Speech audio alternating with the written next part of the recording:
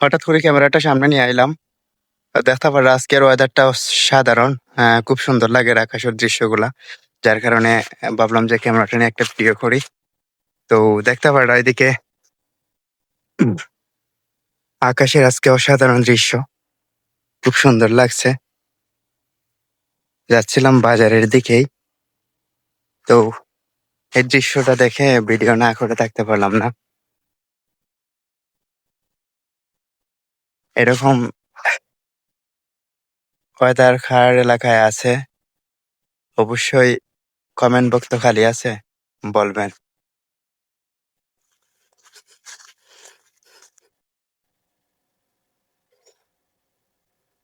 সবুজ শ্যামল ভরা প্রাকৃতিক সৌন্দর্য।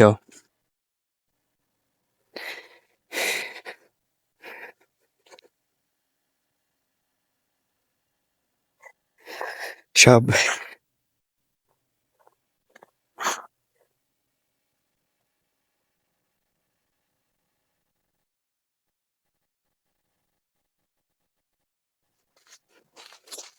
খুব সুন্দর লাগে। খুব সুন্দর লাগছে। খুব খুব খুব সুন্দর লাগছে।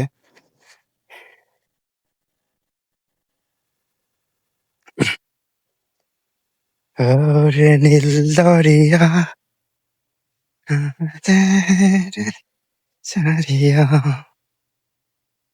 সামনে দেখাইম আপনারা রে।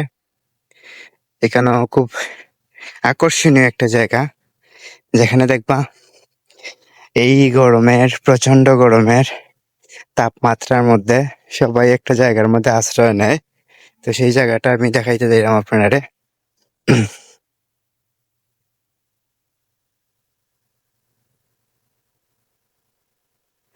ও দেখলা, এখানে একটা কবরস্থান আছে। সামনে এখানে একটা কবরস্থান আছে, বুঝছেন? এই কবরস্থানের জানি না কত বছর আগের কবরস্থানটা, তবে এইখান থেকে অনেকগুলা বৃক্ষ, বড় বৃক্ষের মতো ছায়া দিয়েছে। যার কারণে এদিকে কৃষকেরা কাজ করার পর এখানে এসে বিশ্রাম নেয়। কারণ এই চতুর্দিকে একটা এরিয়া আছে, দেখেন এখানে কোনো গাছ নাই, গাছপালা নাই। সবাই এখানে এসে, দেখেন এখন মানুষ নেই, আচ্ছা ছাগল। এখানে প্রতিদিন 10-20 জন করে মানুষ বসে।